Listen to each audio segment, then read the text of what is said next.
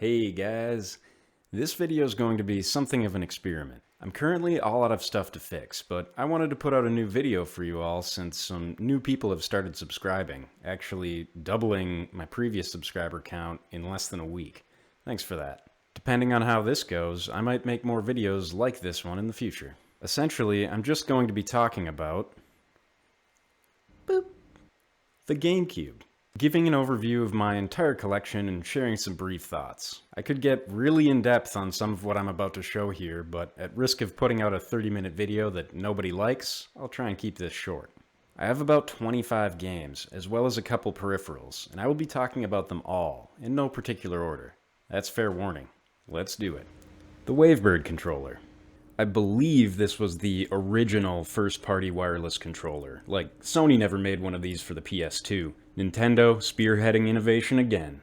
To save on battery life, they removed the rumble feature, which in my opinion was a small price to pay for what this thing accomplished. The build quality is exceptional, and it gives the GameCube a sense of modernity even 20 years later. Luigi's Mansion. I think it's fitting this is the first game we look at, given it was the launch title for the system. Wasn't everyone shocked by this? I mean, come on, they could have launched with a sequel to Mario 64 or another big Zelda game, but no, we got Luigi, and somehow, it was perfect. This game was not only fun mechanically, but it brilliantly showcased what the GameCube hardware was capable of, while maintaining that charm that Nintendo so expertly delivers. Super Mario Sunshine. This is the game the Cube should have launched with, right? When this came out, everyone was like, what the hell? Why are the enemies so weird? Mario has a jetpack? Water cannon? What? Opinions on this game can still be polarizing, but many people eventually realized how fun the game was, and how brilliantly FLUDD enhanced and gave variety to the gameplay mechanics. FLUDD is the name of the water pack, if you didn't know. Many consider this to be the peak of 3D Mario. Eternal Darkness. This is the essential horror game on the system. It's pretty well known for its sanity mechanic, where as you encounter various apparitions and scary things, your character starts becoming more and more insane, which causes the game, your character and environment, to start behaving in really strange ways.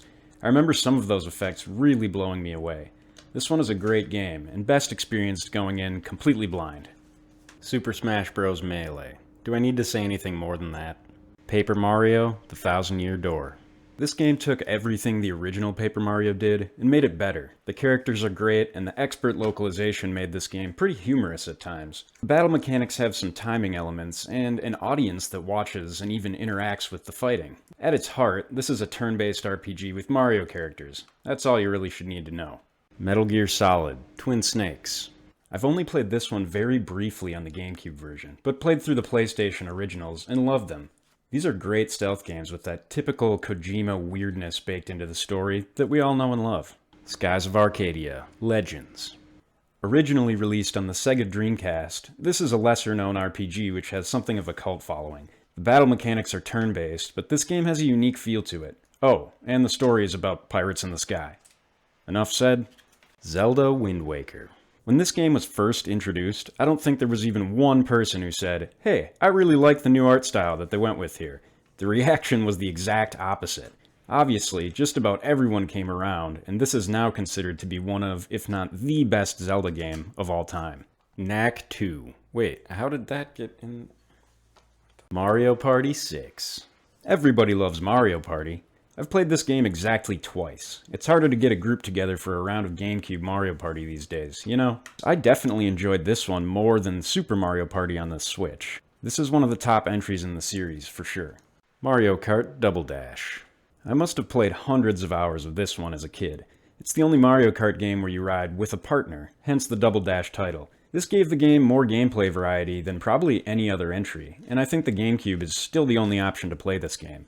I would highly recommend it, as I consider it to be probably the best entry in the series. Pikmin 2. I picked this one up because I heard it was better than the original. I have never played a Pikmin game, seriously, even now. I'm waiting on a friend who has some nostalgia for the series to come over so we can play it together. Geist. This one's pretty new to me, and I'm probably halfway through it. The controls feel a little clunky these days, but the game itself is quite fun and unique. It's basically a first-person shooter, and the gimmick is that you can possess various humans and animals and control them in different ways to solve puzzles. If you're wondering where the game is, well, it's right here. Beautiful Joe.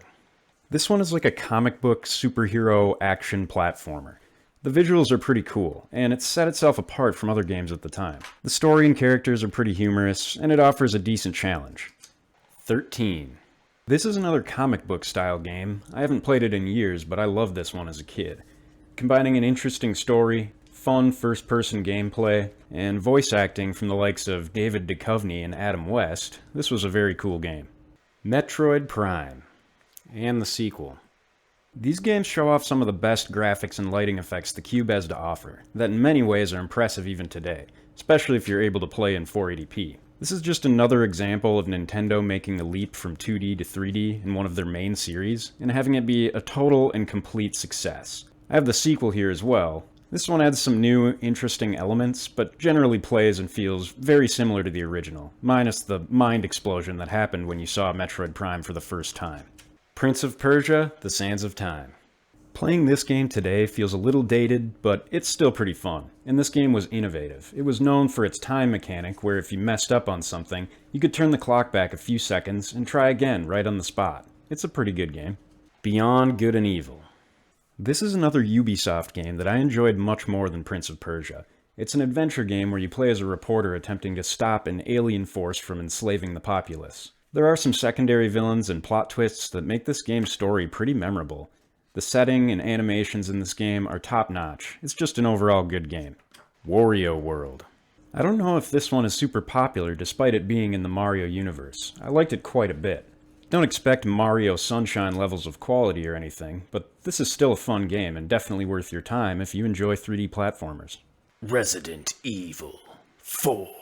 This game holds a special place in my heart. For a very long time, I considered it to be my all-time favorite game. It's the only game I've ever beaten multiple times, and by a wide margin. I'm talking 15 plus times over. 90% of games I play, I beat once and move on. But something about this one kept me coming back again and again. Everything about this game is good. Zelda 4 Swords. Unlike Triforce Heroes, a later entry on the 3DS, this game is actually viable to play solo. It's level-based, so you shouldn't expect a full Zelda experience, but it is definitely a solid game, and if, unlike me, you have friends to play with, I imagine that would be pretty cool too. Tales of Symphonia.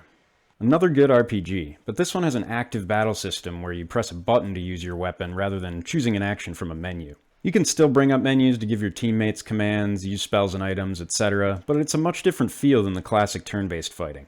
It has a somewhat interesting story and characters. If you're a fan of JRPGs, you'll like this one. The Simpsons Hit and Run. I remember being shocked that this game was actually good. I think it's safe to say that there are more bad cartoon-based games than there are good ones, and the good ones aren't even that good. In this game, pairing the sandbox style of Grand Theft Auto with the comedic style and dialogue of The Simpsons, it really paid off, ending up with a genuinely good game. The Game Boy Player. In my opinion, this is the best option out there for playing Game Boy. Some GBA games like Golden Sun and Minish Cap have some impressive graphics and are really fun. Being able to play them on a full-size modern television enhances the experience and makes it feel more like a console. A quick note, I didn't really go in depth on a lot of stuff here, and some things I didn't talk about at all. That's just to keep this video at a reasonable length. Maybe another day. Well, that's everything I have, and here it is all together in full glory. And that's it. I know I'm missing a few big-name games. Animal Crossing, Twilight Princess, Killer 7, and others come to mind. But don't fret, the collecting is not done just yet. I'm out of stuff to talk about. I hope you liked what I showed today, and depending on the feedback I get here, maybe I'll do more stuff like this, like I said at the beginning. Anywho, hope you have a great day or evening, and thanks for watching.